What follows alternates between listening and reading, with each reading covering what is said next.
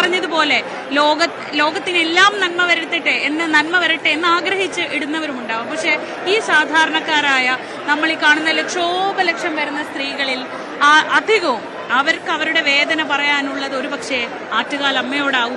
ആ ദുഃഖം പങ്കുവെച്ച് ആ ദുഃഖം അമ്മയോട് പറഞ്ഞ് അമ്മയെല്ലാം ഏൽപ്പിച്ച് തിരിച്ച് മടങ്ങി പോകുമ്പോൾ ബാക്കിയെല്ലാം നന്നായി വരും, ഇനിയെല്ലാം ദേവി നോക്കിക്കൊള്ളും എന്നൊരു ഉറച്ച വിശ്വാസമാണ് അവരെ മുന്നോട്ട് നയിക്കുക. സുരക്ഷിതമായ പൊങ്കാല അത് തന്നെയാണ് നമ്മൾ ഉറ്റുനോക്കുന്നത്. എല്ലായിടത്തും തീ പടർന്നു കഴിഞ്ഞു. നിർദ്ദേശങ്ങൾ പാലിച്ചുകൊണ്ട് നമുക്ക് സുരക്ഷിതമായി പൊങ്കാലയിടാം. ഇപ്പോൾ MG രേണുക ചേരുന്നുണ്ട്. രേണുക, അവിടെ പൊങ്കാല കലങ്ങളിലേക്ക്, പൊങ്കാല അടുപ്പിലേക്ക് തീ പടർന്നിരിക്കുന്നു. അവിടുത്തെ സാഹചര്യം എന്താണ്? എല്ലാവരും പ്രാർത്ഥനയിലായിരിക്കുമല്ലോ. വളരെ ഭക്തിനിർഭരമായ ഒരു അന്തരീക്ഷത്തിലല്ലേ നമ്മൾ കടന്നുപോയിക്കൊണ്ടിരിക്കുന്നത്? അശ്വതി, ഞാൻ ഏറ്റവും ചൂടുള്ള ഒരു സ്ഥലത്ത് നിൽക്കുകയാണ്. ഒരു തരിമ്പ് പോലും തണലില്ലാത്ത ഇടത്താണ് നിൽക്കുന്നത്. നമുക്ക് ദൃശ്യങ്ങളിൽ കാണാം, പുക പടലമാണ്. ആരെയും പരസ്പരം പോലും കാണാൻ പറ്റാത്ത തരത്തിൽ പുക പടർന്നിരിക്കുകയാണ്. എല്ലാ കലങ്ങളിലും തീ പടർന്നിരിക്കുക, എല്ലാ അടുപ്പുകളിലേക്കും തീ പടർന്നിരിക്കുന്നു. വെള്ളം തിളയ്ക്കാറാകുന്നത് നമ്മൾ കാണുന്നു. അത്രമാത്രം ഇനി അരി പകരുക, അരി കലത്തിലേക്ക് ഇടണം, അതിനുള്ള പ്രാർത്ഥനകളോടുകൂടി ആളുകൾ നിൽക്കുന്നു. അരി കഴുകുന്നവരെ നമുക്ക് കാണാം. ഈ വെയില് അസഹനീയമാണ്. കണ്ണ് തുറന്നു നിൽക്കാൻ പറ്റാത്ത സാഹചര്യമാണ്. നമുക്ക് നമ്മുടെ ക്യാമറമാൻ പ്രശാന്ത് കരയുന്നത് പോലെയാണ്. കണ്ണ് നിറഞ്ഞൊഴുകുകയാണ് അവന്റെ.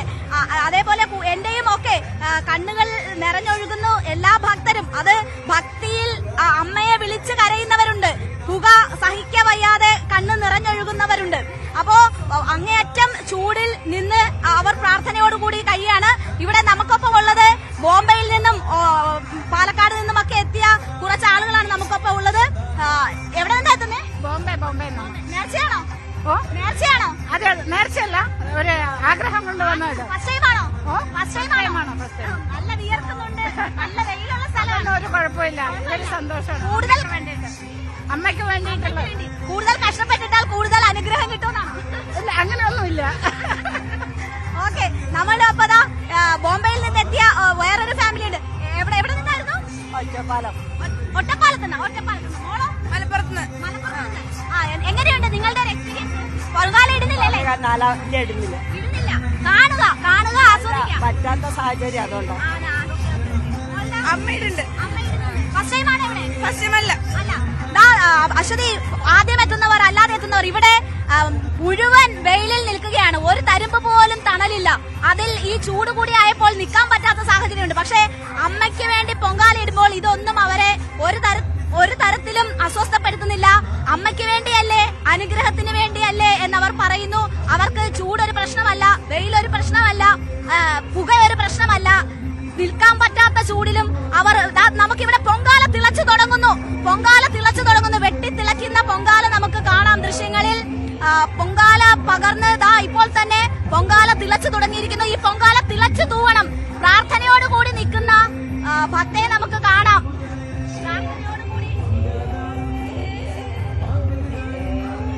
പ്രാർത്ഥനയോടുകൂടി കരഞ്ഞു വിളിച്ച് അമ്മയുടെ അനുഗ്രഹം തേടുകയാണ് ഭക്തർ. ഇതുപോലെയുള്ള കാഴ്ചകളാണ് നമ്മൾ കാണുന്നത്.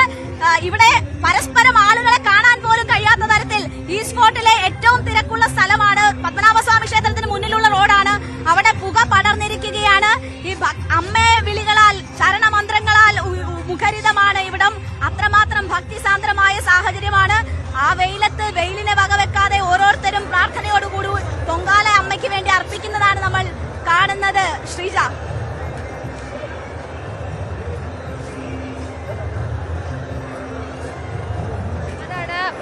പൊങ്കാല തിളയ്ക്കാൻ തുടങ്ങിയിരിക്കുന്നു, അല്ലെങ്കിൽ തിളച്ചു തൂകാനുള്ള സമയമായിരിക്കുന്നു. അന്തരീക്ഷം അത്രയും ചൂടാണ് ശ്രീജ. അതുകൊണ്ട് തന്നെ ഇവിടെ നിൽക്കുമ്പോൾ നമുക്ക് അതിന്റെ ഒരു കാഠിന്യം അറിയുന്നില്ല.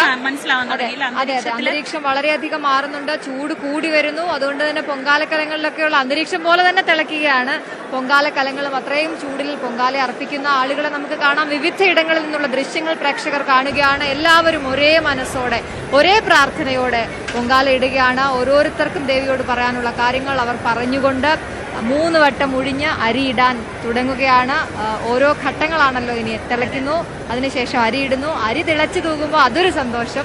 അപ്പൊ അങ്ങനെ വെള്ളം തിളയ്ക്കാനൊക്കെ ഒരു ലക്ഷണമൊക്കെ അതെ, അങ്ങനെ പറയാറുണ്ട്. കിഴക്കോട്ട് തിളച്ചു തൂകിയാൽ നമ്മൾ വിചാരിച്ച കാര്യം സാധിക്കും. അങ്ങനെയൊക്കെ പറയുന്ന, അങ്ങനെയൊക്കെ ഓരോരുത്തരുടെ ഓരോ വിശ്വാസമാണ്. വിശ്വാസമാണ്.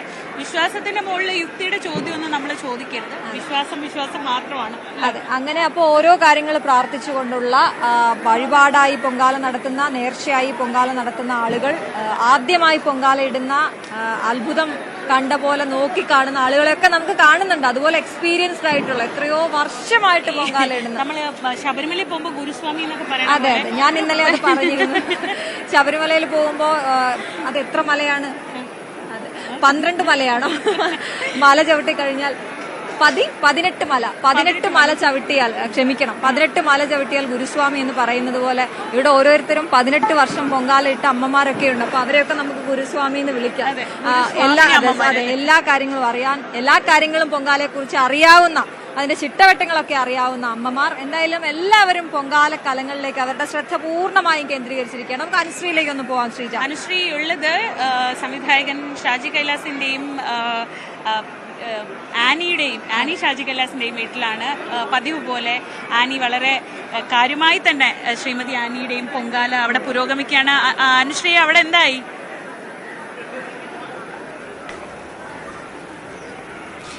അതെ ശ്രീജ, ഇവിടെ പൊങ്കാല പുരോഗമിച്ചുകൊണ്ടിരിക്കുകയാണ്. ഇവരെല്ലാവരും അതിനുള്ള ചടങ്ങുകളിലൊക്കെ ഏർപ്പെട്ടിട്ടാണുള്ളത്. നമുക്ക് അവരോട് തന്നെ വിശേഷങ്ങൾ ചോദിച്ചു നോക്കാം. എവിടെ വരെ എത്തി പൊങ്കാല വിശേഷങ്ങൾ എവിടെ വരെ? പൊങ്കാല തിളച്ചു തുടങ്ങി, അരിയിട്ടു. ഭയങ്കര സന്തോഷം, ഭയങ്കര നിറവ് ചെയ്യുമ്പോൾ. ഇത്തവണത്തെ പൊങ്കാലയിൽ എന്ത് ആഗ്രഹമാണ് സാധിക്കാനുള്ളത്? പൊതുവെ എല്ലാവരും ഓരോ ആഗ്രഹങ്ങളൊക്കെ ഉണ്ടാവുമല്ലോ സാധിക്കാൻ പൊങ്കാല ഇടുന്ന സമയത്ത്. ഇത്തവണ എന്താണ് ആഗ്രഹം? എപ്പോഴും ആഗ്രഹിക്കുന്ന പോലെ തീർച്ചയായിട്ടും എല്ലാവർക്കും സന്തോഷവും സംതൃപ്തിയും, എന്താ പറയുക, സമൃദ്ധി എല്ലാം ഉണ്ടാവണം. അതിൻ്റെ കൂട്ടത്തിൽ ഈ പറഞ്ഞ പോലെ അമ്മ എപ്പോഴും കൂടെ വേണം. അതാണ് ഏറ്റവും വലിയ പ്രാർത്ഥന. അല്ലാതെ അത് പിന്നെ നമ്മൾ ചെയ്യുന്ന എല്ലാ കർമ്മവും അമ്മയുടെ പാദത്തിൽ വയ്ക്കുക, അമ്മ എല്ലാം നല്ലതാക്കി തരണേ എന്നുള്ളൊരു പ്രാർത്ഥനയായിട്ടു. എങ്ങനെയുണ്ട് ഇത്തവണത്തെ പൊങ്കാലയുടെ ഒരു എക്സ്പീരിയൻസ്? കാരണം എല്ലാ വർഷവും ഇടുന്നതാണ്, എല്ലാ വർഷവും ഒരേ എക്സ്പീരിയൻസ് ആയിരിക്കില്ലല്ലോ. ഇത്തവണത്തെ എക്സ്പീരിയൻസ് എങ്ങനെയുണ്ട്? ആക്ച്വലി എക്സ്പീരിയൻസിനെക്കാട്ടിലും എനിക്ക് ഭയങ്കര, എന്താ പറയുക, നിറവും സന്തോഷവും എനിക്ക് ഏറ്റവും കൂടുതൽ. ഇവിടെ ഏട്ടൻ്റെ അമ്മ ഉണ്ടായിരുന്നപ്പോൾ തൊട്ടാണ് വീട്ടിലിട്ട് തുടങ്ങിയത്. അപ്പം അത് തന്നെ ഞാനിപ്പോഴും കണ്ടിന്യൂ ചെയ്യാണ്. കാര്യം അമ്മ ഇപ്പം ഇല്ല എൻ്റെ കൂടെ, എന്നാൽ അമ്മ ഇവിടെ ഉണ്ട് എന്നുള്ളൊരു സാന്നിധ്യമാണ് എനിക്കെപ്പോഴും. അമ്മയുടെ കസാര എപ്പോഴും, അമ്മ കസാരയിൽ എപ്പോഴും ഇരിക്കുന്നത്. അന്നേരം അമ്മ വന്നേച്ച് ഇൻസ്ട്രക്ഷൻ എല്ലാം തരുമായിരുന്നു. അപ്പോൾ അത് തന്നെ ഇപ്പോഴും എൻ്റെ മനസ്സിലുള്ളൂ. അതുകൊണ്ട് അമ്മേനെ എപ്പോഴും അവിടെ ഇരുത്തിയിട്ടാണ് ഞാൻ പൊങ്കാല ഇടുന്നത്.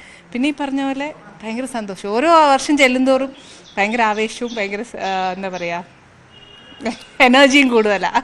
പൊങ്കാലയ്ക്ക് അമ്മ പറഞ്ഞു തന്ന കാര്യങ്ങളൊക്കെ ഇപ്പോഴും അതുപോലെ തന്നെ ഫോളോ ചെയ്യുന്നുണ്ടാവല്ലോ? അപ്പോൾ എല്ലാം അമ്മ പറയുന്ന പോലെ തന്നെയുള്ളൂ, എല്ലാം നടത്തിയിട്ടുള്ളൂ. എന്നുവെച്ചാൽ എങ്ങനെ ചെയ്യണം എന്നുള്ളതെല്ലാം പഠിപ്പിച്ചെന്ന അമ്മയാണ്. അന്നേരം മാറ്റം വരുത്തിയിട്ടില്ല. അതുപോലെ തന്നെ പൊങ്കാലയിലെ പുരുഷ സാന്നിധ്യം എങ്ങനെയുണ്ട്? പൊങ്കാല എപ്പോഴും സപ്പോർട്ട് ചെയ്യേണ്ടത്, എപ്പോഴും എന്നെ സപ്പോർട്ട് ചെയ്തുകൊണ്ടിരിക്കുന്നതാണ് എപ്പോഴും. അപ്പോൾ ഈ പൊങ്കാല സമയത്ത് അവരുടെ ആധിപത്യമാണല്ലോ, അപ്പോൾ അതിൻ്റെ സപ്പോർട്ട് കൊടുക്കാൻ വേണ്ടി ഞാനിവിടെ എത്തി. അതുകൊണ്ട് ഇവിടെ ഇങ്ങനെ കൂട്ട് നിൽക്കുകയാണല്ലേ? അതെ അതെ, ഇപ്പോൾ അതൊരു സന്തോഷമല്ലേ. വൈഫ്, കുഞ്ഞുങ്ങൾ അവരെല്ലാവരും ഒന്നിച്ച് പൊങ്കാല ഇടുമ്പോൾ ഒരു സന്തോഷമല്ല. ആ സന്തോഷത്തിൽ കൂടെ പങ്കുചേരുക എന്നുള്ളതാണ്. നമുക്കിപ്പോൾ പുറത്തു പോയി ഇടുകയാണെങ്കിൽ ഒരുപക്ഷെ ഇങ്ങനെ അവിടെ പോയി നിൽക്കാൻ പറ്റില്ല. അപ്പൊ പുറത്തത്തെ ആ ഒരു എക്സ്പീരിയൻസ് മിസ് ചെയ്യുന്നുണ്ടോ? അല്ല, പുറത്തിൻ്റെ എക്സ്പീരിയൻസ് എന്ന് പറഞ്ഞാൽ അത് വേറെ എനർജിയാണ്. അവിടെ വെളിയിലോട്ട് പോകുമ്പോൾ, എന്നാൽ അവിടെയൊക്കെ പോകുമ്പോഴേ ഫുള്ളൊരു ഭക്തസാന്ദ്രമായ അന്തരീക്ഷമേ മാറുകയാണ് അവിടെ.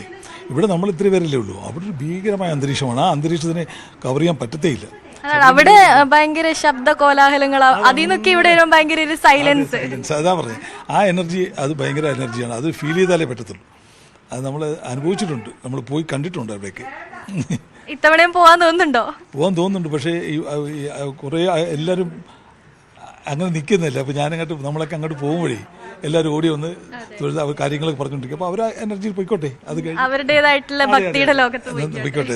തീർച്ചയായിട്ടും അതവർക്ക് വിട്ടുകൊടുത്തിരിക്കും. അതെ, തീർച്ചയായിട്ടും.